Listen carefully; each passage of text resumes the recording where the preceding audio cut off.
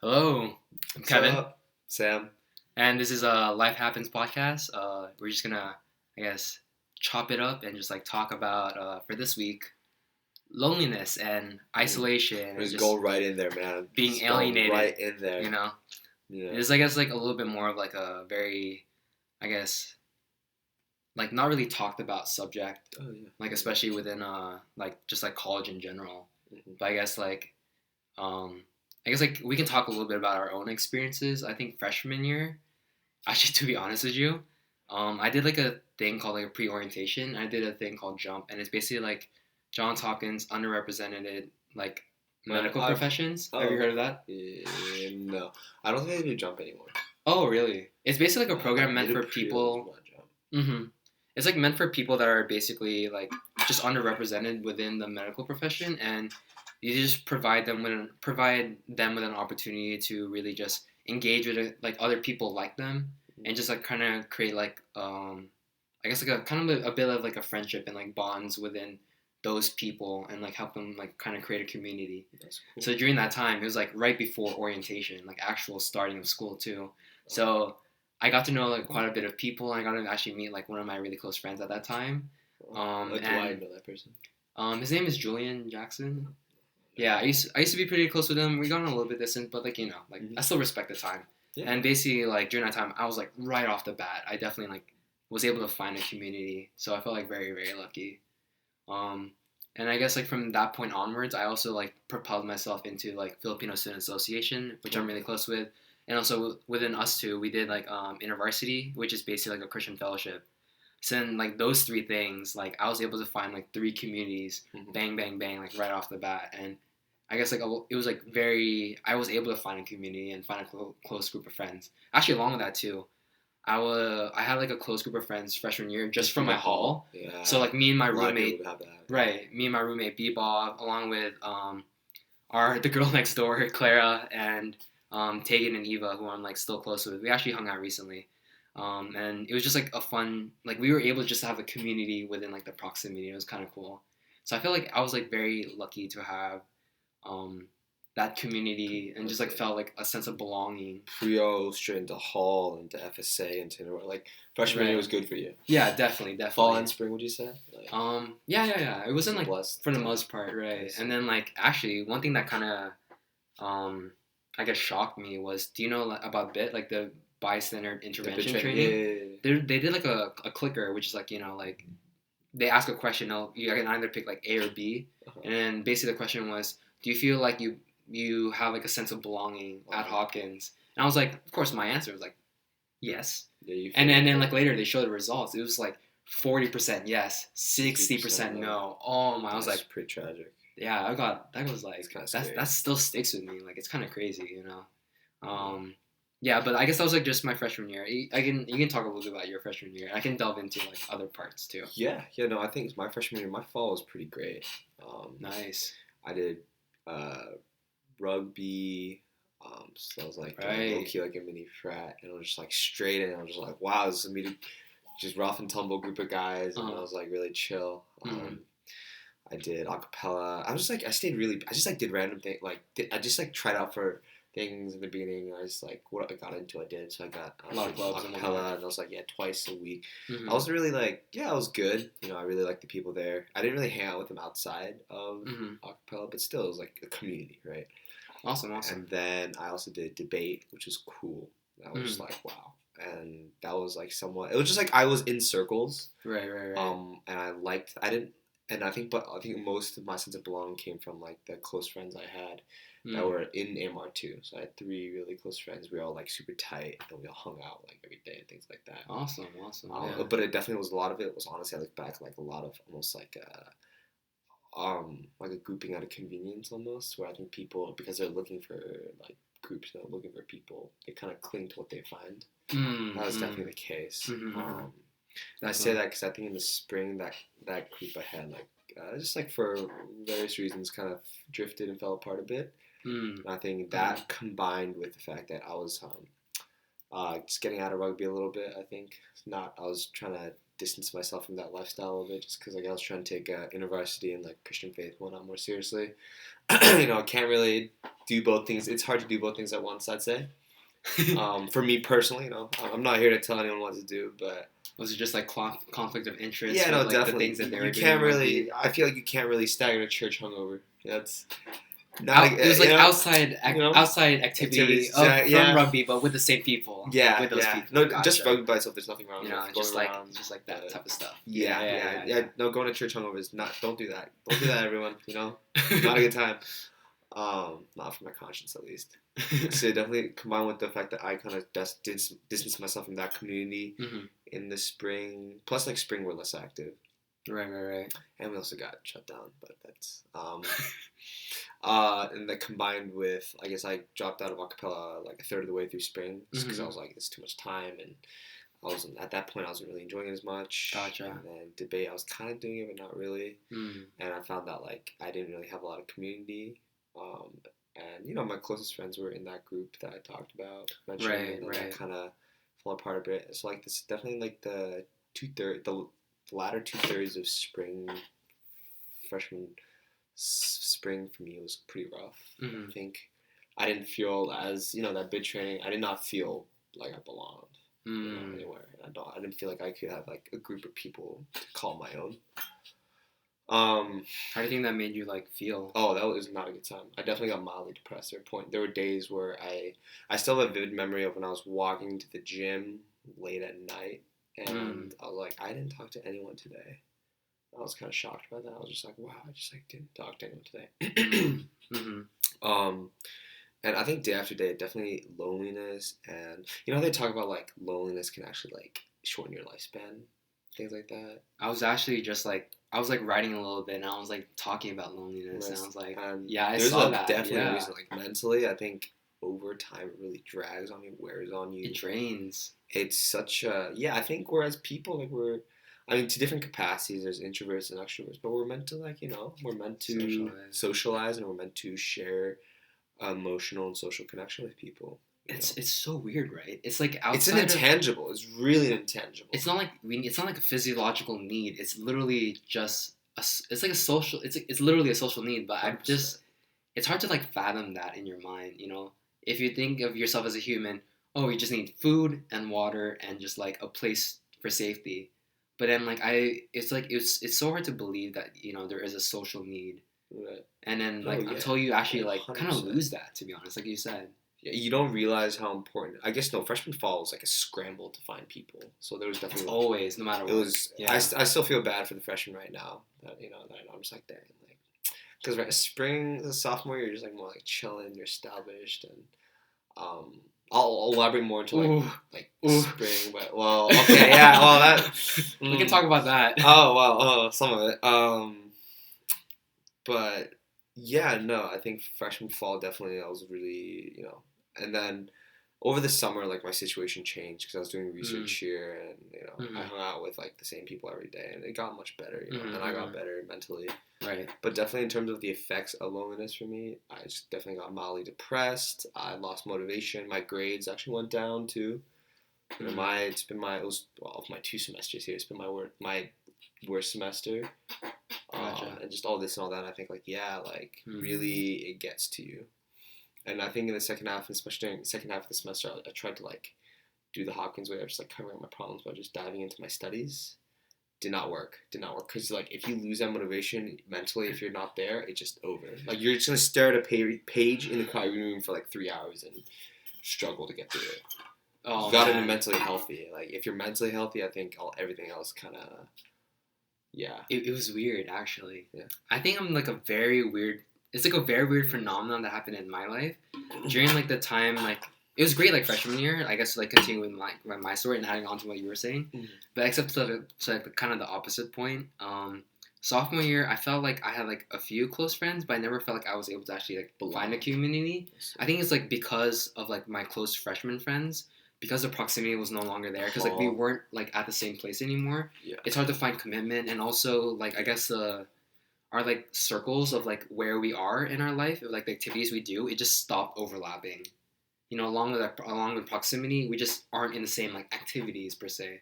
None of us are like they're not along like my friends aren't really part of InterVarsity, that freshman group. They weren't really part of like FSA as much, other than Tegan. But even then, like Tegan, like definitely like she stretches herself. So then sometimes I couldn't really hang out with her as much as I would want to. Everyone's busy. She's busy, right? It's so hard. So it's like hard to find like a commitment, to find a friend that would like have that commitment for you of like being intentional, right? Yeah. Not even like every day. Sometimes it's just like that once a week. Sometimes like it's basically like just having these relationships. The security. I think the security that comes from relationships is so important. Exactly. And without that security, really derails people. Right, and then like during that time, actually, when I kind of like needed that community and I needed a little bit of that social support, especially sometimes when I was like going through like I guess like personal like family matters and also just like maybe like relationship issues. It was just I was just very out of it, and it's not even draining. It's just abrasively damaging. It's just damaging. Draining implies that like it's like a natural function to pour out. It's just damaging to be like that. I feel like it's so weird. It was like during that time too. I felt like actually along with I think I was so in denial of that. Yeah, no. And here's the thing, like because I was like going through those things and I felt like I didn't really have like too much support. I actually used studying as a coping mechanism. Like I used studying and working out as a way for me to escape from reality, from me not even like having a community. That was definitely the case for me too. It was so weird. Pull my workout calendar. And like definitely like I remember it was I spent a lot of time just like studying, and like of course a lot of times like there would be thoughts in my mind like, oh man, I would think like, and I have like what you said, have I hung out with friends today? Have I talked to anyone? Yeah. And I wouldn't, but then like it was just very subconscious in my mind. It wasn't very conscious like upfront here, and because of that, like I just used studying as a coping mechanism. Like I would think like, oh, I feel so depressed, but I never think why. I never ask myself why. Yeah. Like why do I feel like somewhat like saddened, and then like, but then the thing is though, during the time I was coping, I actually did pretty well with my classes, and actually super weird. So you know how like you have like good workout music, and you just like let's say like Kanye West, like Power, or like a lot of like Logic songs, or even like J. Cole, Power Trip, something like that. Something like very intense, it'll get you in the mood. Or like what's it called? Eminem and like Till I Collapse. Dude. Easy one, like everyone has that. Do you know what gets me going for motivational music? I'm scared. What? It's freaking sad R&B music. Bro, what? It's so weird. It's so weird. Like what kind of songs? It's like pull up right now. It's like Usher, what was it? Give me one song that exemplifies that. Shoot, what was that Usher song? It's Usher. Come through, yeah, my boo. Usher, no, not my boo. Going nowhere fast. Oh, it's this one. Climax. Usher, Climax.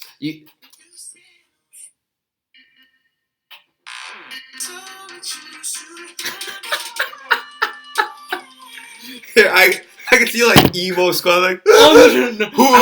Yeah, it'd be like that, and I'll be like bench pressing and whatnot, and I'll be hitting maxes, and I'm sad. It was so weird, but then somehow it was definitely how I assimilated to it. It was like kind of healthy, but I never like really dealt with the issue. So we can like go about that. We can talk about that now, right? Yeah, like, how do we like deal with like isolation and like I guess like not having a community and just like feeling that alienated from people? I think first is like recognizing that's really difficult to deal with, and explain in my view why it's so difficult to deal with. I think it's hard to just like even as you said recognize that exactly. It's hard to really. In general, it's hard for people to always be able to pinpoint their emotions and why they're feeling a certain way. You know, like when something makes you really upset, you're like, why am I even upset by this? And right. It's really any emotion that's really complicated. You have to. I don't want to sound like a psychologist or something, but basically, yeah, just like you have to process that, and also just for that, like, of course. It's just like hard to reach. Like, how do you reach out? You know, like for me, like when I really in the spring, I didn't want to feel like I was like clingy to anybody. I hate like feeling like I'm clingy.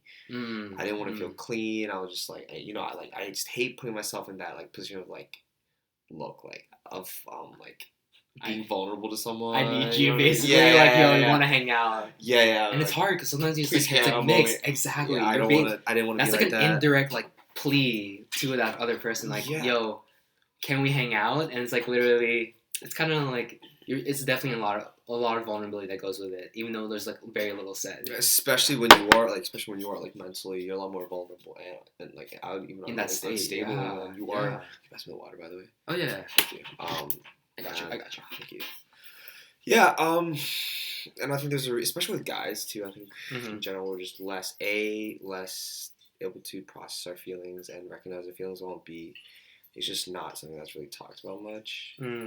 I feel like because when I'm sure there's plenty of people here at Hopkins that are lonely that don't really show it. Oh yeah, I think there's sometimes it's like a facade. Yeah, hiding your emotions is like considered an acceptable thing because you're not like it's not a bad thing to like appear because everyone wants to appear normal on the outside somewhat. You don't want to be that guy that like goes around like if someone asks like, oh, how are you? Be like, I'm terrible. I'm not doing like you do that with your friends, but I don't know. It's just like there's a bit of a stigma, I guess, to displaying your current state. Unless like you pulled an all-nighter, then they're like, yeah, I get it. Yeah, it's funny, right? Like it's acceptable to display your state, like when you're like in a really rough time because it's academics, because people could really empathize with that. But I don't know. It's just hard to display the pain or struggle that comes from isolation. It's like academics is like it's very easy to struggle at that. But then like it's not as transparent within the community to say like I'm struggling to find friends. Like you never really hear that from people, right? Because absolutely. And someone like, does say that, have you ever heard anyone openly say that to you? It was very, very few people ever told me that. It's very, very few. And when that just requires that's so much vulnerability because on top of that they're acknowledging like because you're not sure if something's wrong with me or if something's wrong with I'm sure like if someone says that it's implying like almost like oh like I'm having like something's flawed within me almost like you don't know the full circumstances. It could be my fault. Like it could be the person. Like you just don't know what's happening. Right. So you just like don't want to admit. It's almost like admitting. Like you're like I'd be like me personally. I'd be scared to say that to someone. I'm struggling to find friends because I'd be like implying that something's wrong with me. I don't want to ever gate that off to a person. Yeah. You don't know what's like really the full picture of it, and I guess like to add on to that, it's. Like, what happens? How do you respond as a person hearing that? I actually do not even know. Because I think at times, let's say if you told me that, and let's say I'm not really that close with you, and you're so open and vulnerable to say that to me, I would be like, if I really don't have the time and I don't really have that much of a desire to make a commitment to, like, intentionally hang out with you as much as I would want, it's more like you're aware of this now, but, like, how are you going to respond? Are you going to, like, fulfill this person's needs? Or are you just gonna acknowledge it and just like say like sympathize like I'm sorry but like give you some distance, you know what I'm saying? Like to be quite honest, like I always because like on my end I think like in general when you're helping a friend like and if they're going through a rough time obviously they need like extra attention, right? And that's fair. Yeah. But to a certain extent like I think you can't go from like you can't ramp from 0 to 100, right? If you're not really involved in their life before, like you can't just go all out. Yeah. And just the problem with like trying to be the lone person to fix their problems is that like it's not sustainable, right? Like you unless you're willing to be there for them for like because I'm always reluctant to like go from 0 to 100 and then because I know that eventually I'm gonna have to like for me personally I have to like ramp that back down eventually, right? And it's hard to like for you that's chill because you're like all right like this person's better like I'm gonna like step back now and I'm gonna like continue to function normally with my own life. But for that other person that's like oh you're like paying a lot of attention to me and spending a lot of time with me and before then like what happened all of a sudden when you're trying to you can't it's not sustainable. So then, like, what do you like? In my opinion, I think like how to deal. Right? It's so tough. I think like at times like what I began to realize is that like sometimes it's very hard to find like some friends or even like especially so like a community that are gonna be there for you. So what I started finding like a lot of value in is just like finding those like A relationship. Just like those like one-on-one relationships where you'd be able to like find some like people that will be able to like fulfill your social needs. Oh yeah. And it doesn't have to be one person to fulfill that. Sometimes like you can fulfill that through multiple people, and they can fulfill multiple needs. Whether some people can like you can talk to them about spiritual things, where sometimes you can like talk to them about like emotional needs. Sometimes you just want to have a friend to just hang out and just do new fun adventures. Or sometimes you can have friends that can do multiple things, you know, like fulfill all three or even more, you know, multiple dimensions of social needs. But along with that, though, if you do end up finding a community, definitely appreciate that. Yeah. Because like I think at least for me, during that time when I was going through like that phase where like I didn't really find a lot of community, I actually had a group of people, and there it's FSA that's always been like that, kind of like always been there for me. Exactly, and they actually kind of really remind me of like my parents. Oh. In the same way that like your parents will always, at least from in my perspective and in my own circumstance, my family has always been there for me, and it's always been me that's been disregarding them. So I have like during that time sophomore year and even like kind of junior year too, I like disregarded FSA a little bit, and during that time I began to realize like let me open myself and be vulnerable to them, and they were able to take me with open arms even after what I've done, even after like I've kind of cut myself off from the community. They were willing to like reattach myself, and you know I feel very lucky to have find that community of like very loving people that are willing to accept me and also like just allow me to be in that family, you know. So then it's like it's definitely like, at least in my perspective, you like find community when you can, definitely, and find ones that are willing to accept you for who you are. But also along with that, don't rely on that too much. And at least for me, find your social needs through multiple people that are gonna be able to like help you during this time, and like don't expect like too much out of one person. And sometimes you can like find you can find your needs from just like maybe one aspect of your social needs from one person and another from like another person. And I just think like I'm not saying it's the right way to do it. This is just our perspective. It's right? Like for me where I am right now personally. Yeah. I have like my community that I definitely like. Especially this semester, I've taken a lot of like ownership. It's not my actually. Yeah, it is ownership. I've taken ownership in the sense that like I want to be heavily involved, and like I consider this like my community. You know. But I really think that like for me, what I do is like community is important because it's really important. It's important to feel like you're in, like for me at least I really value it because like of course there's like the intangibles of getting to practice my faith, the people and go with people, but there's also just like it doesn't belong, like the potluck, like that was really nice. Just, like, you're talking about Christian InterVarsity, yes. Yeah, InterVarsity, but just like being in a group of people, common like-minded people in a certain way, it's a very comforting feeling. But also for me, what I value more is also I have close friends. I have also a couple close friends, you know, that I really appreciate them because I know they were there for me, like. You know, that like not only were they there for me when times were rough for me, but also like I know that in the future they'll also be there for me when times are rough for me. You know, and I trust them a lot, and I'm willing to tell them a lot. You know, and I'm also that's reciprocal. I'm also really willing to be there for them. And that doesn't for me. It's how it turned out is that for me those close friends are like for the most part outside of my community of InterVarsity. Gotcha. You know. Yeah. Not all of them, but for the most part. But I think like.